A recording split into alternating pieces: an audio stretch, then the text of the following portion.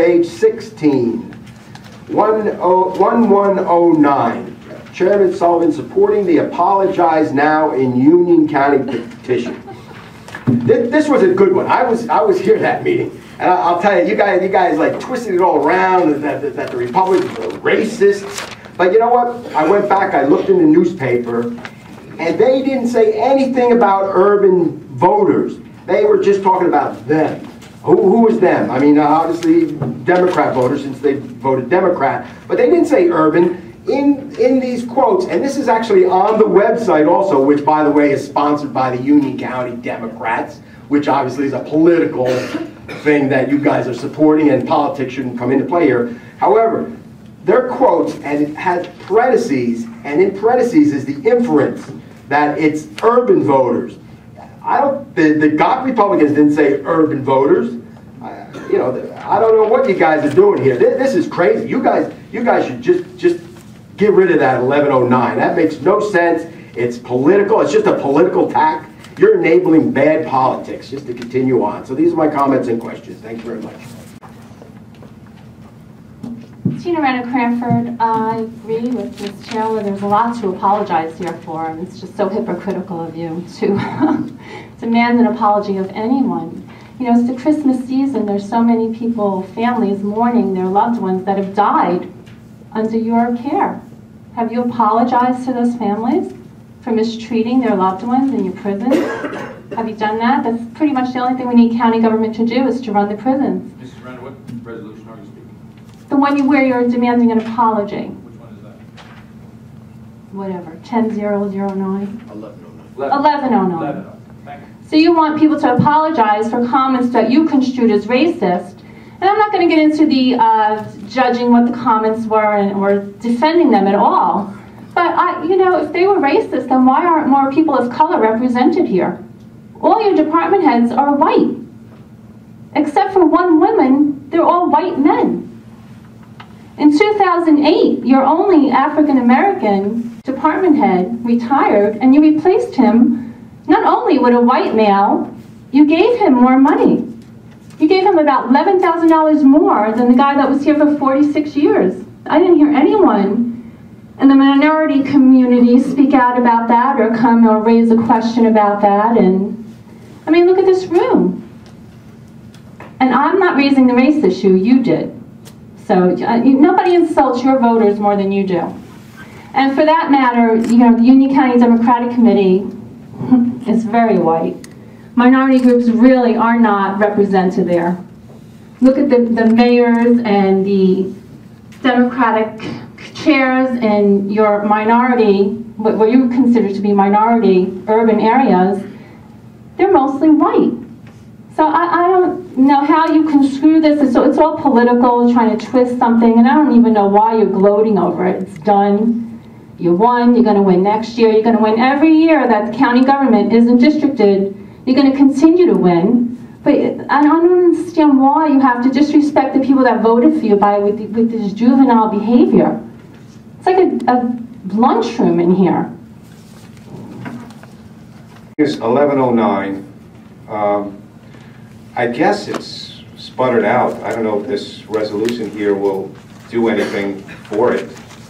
But I checked the website, and they're looking for 1,000 signatures to send to Phil Morin, whatever I ever say his name. And last I looked, there were 56, and I was like this morning. I may have forgotten. I didn't see a Sullivan there. Maybe it's just something you would do later. I know Jamal Holly was #1, Angie Devaney was #2, George Devaney was like 54. There was a guy from Poland, a guy from Georgia. About 20 people didn't give their names. I don't think it's really that serious. I mean, it seemed like just a ruse. And you don't have to speak to this, but I think it's inappropriate to put this kind of thing here. I mean, it's a website it's a blog that nobody's going to. It's a site nobody's going to and nobody cares about, and it was a one-time deal. I mean, I think it's something that shouldn't be dragged out, especially with a resolution. Not like this is going to make front page stuff. I mean, resolution 1109, but I think we have more important things to focus on. All right, I'm done. Thanks.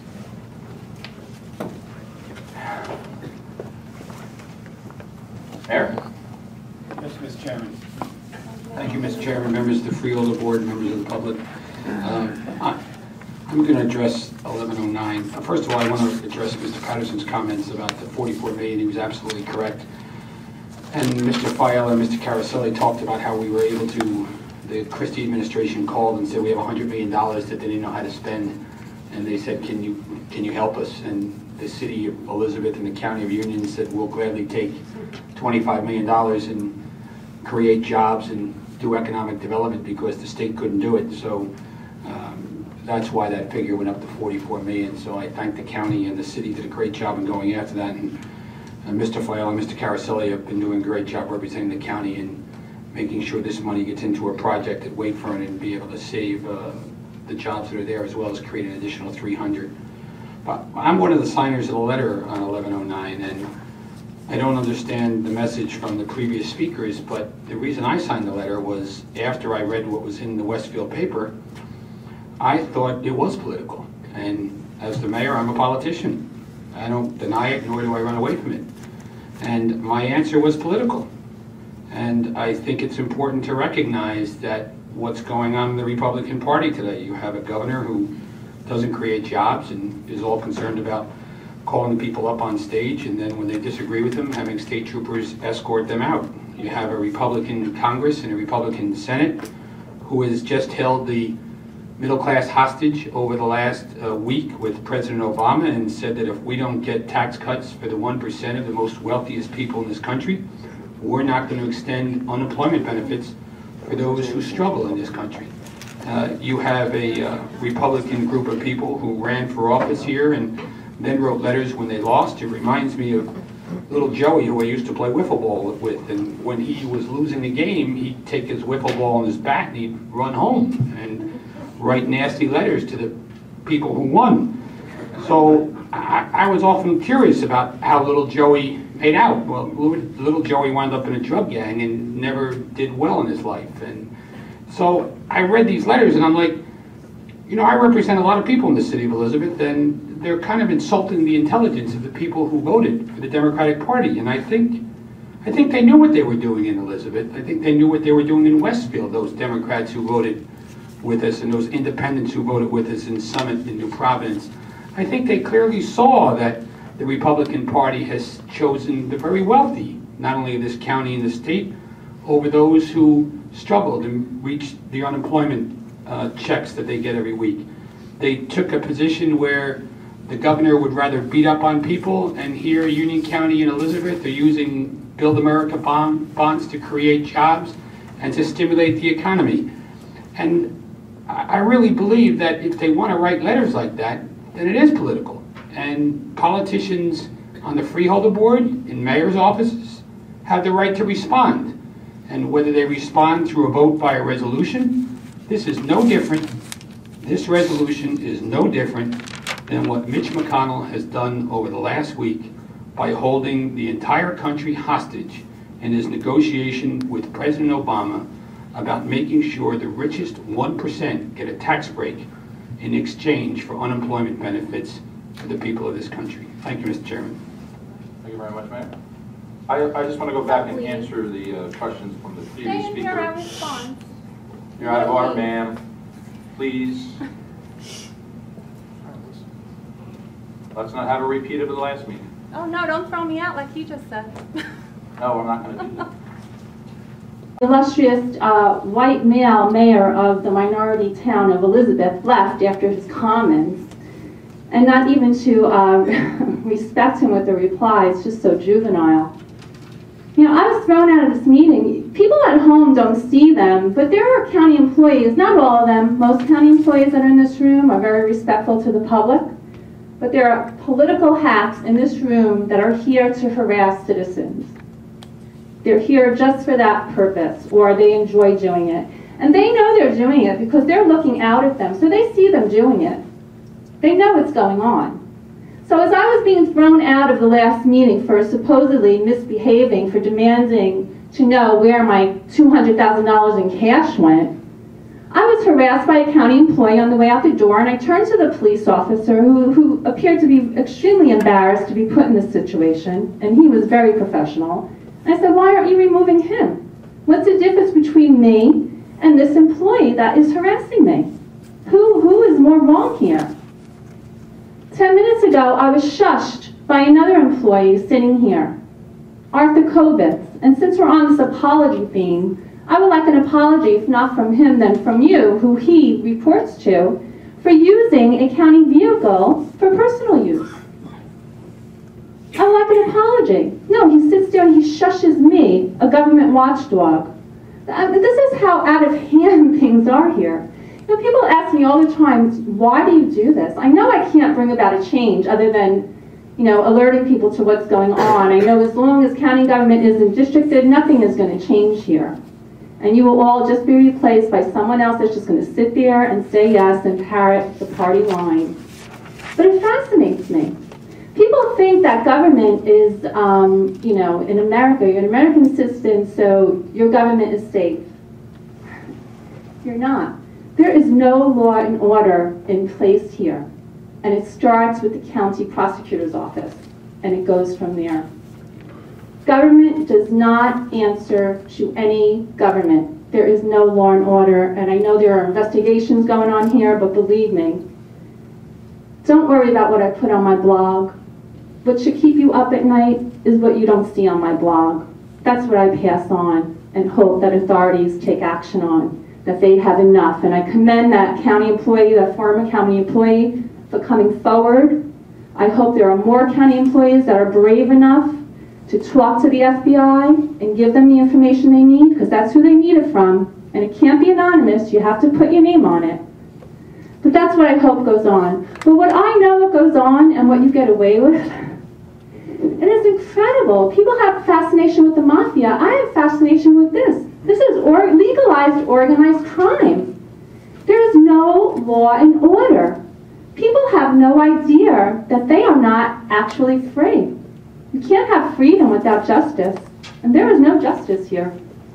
And whatever you get caught on, whatever it is, it's just going to be a scratch at the surface, and whoever gets wiped out with it, you're just going to replace, and the system is here that it'll just keep fermenting. This disease is just embedded in the state, this disease of corruption and disrespect for taxpayers.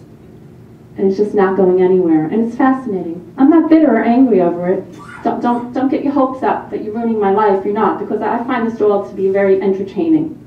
And the characters, I mean, the characters and plots involved are absurd. Wouldn't even make an HBO show. It's just too unbelievable. Nobody can make this stuff up.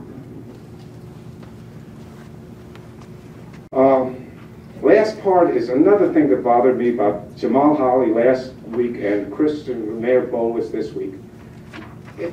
I'll stay through these whole meetings. I mean, if he wants to, I think it'd be nice if everybody stayed through the whole meeting, if they had something just to see what's going on. And with that, I'm out of here. Thank you. Anyone else? Freeholder Joe? Thank you, Chairman. I feel compelled to speak on this issue. I was not here for the last meeting. Unfortunately, I had a personal obligation, but I do feel it's important to comment on this. One of the speakers was talking about freedom, letting the people decide. And when the people do decide and made a decision, there was a comment made by the GOP candidate, a comment that hurt people. A comment that I agree with the other speaker, a comment that was a distraction. It was a distraction. And it reminded me of when I was running for office, a article that I read. I guess what I want to say is that it's not an isolated issue. And that's why I think people feel compelled to speak about it, because it happens on more than one occasion. I remember when I was running for office reading an article, this was in 2009, that talked about then freeholder Chester Holmes, speaking about comparing him to negative stereotypes in African American society, had racist overtones, I remember reading it and being disappointed in that type of discourse at that time, and I'm disappointed in the discourse that I saw in that article. And I just feel compelled to say that and to let people know that this is not okay. It is clear to me that the statements in that article had racist overtones, right? And I think that that's something that voters see, and perhaps why they made the decision that they did. You know, I'm proud to be from Union County. Wherever I go, I'm proud of the diversity that this county has, and I urge these individuals, because this is a thought process, and for those who don't think that these statements were overt or purposeful, I think it's because they're not realizing that this is embedded so deeply in the thought processes of the individuals that made these statements. And I urge them to re-examine their thinking, because this type of divisiveness, and I agree with the speakers who said, this type of divisiveness is not going to get us anywhere. And so I ask those people to certainly reconsider the way they think and re-examine the thought process that they have. Thank you. Thank you, Freeholder. And then just to wrap things up on the whole issue on the resolution and 1109 calling for an apology. I got to say one thing. If you watched the Jet game Monday night, Tom Brady was interviewed after the game. He was talking, and you know, Rex Ryan, there's been a lot of talk about what happens, and who was talking the loudest and who was bragging and whatever. And Tom Brady said, this is what his coach told him. He said, when you win, say little. When you lose, say less. When you win, say little. When you lose, say less. And the point I'm making is this. This whole thing, this whole business of what's going on here and why, frankly, I was angry, and any Democrat in this county should be angry, was started by those Republican candidates. They were the ones making comments that were totally out of line, uncalled for, and frankly, racist. That's what they were. And people like to throw around race around here and everything else like that. One of our favorite bloggers makes such racial comments, and as Freeholder Jallo talked about, you know, former freeholder Holmes, and here's one from March back in 2009. Nobody in politics got swagger like Holmes. And it goes on and on about former freeholder Holmes.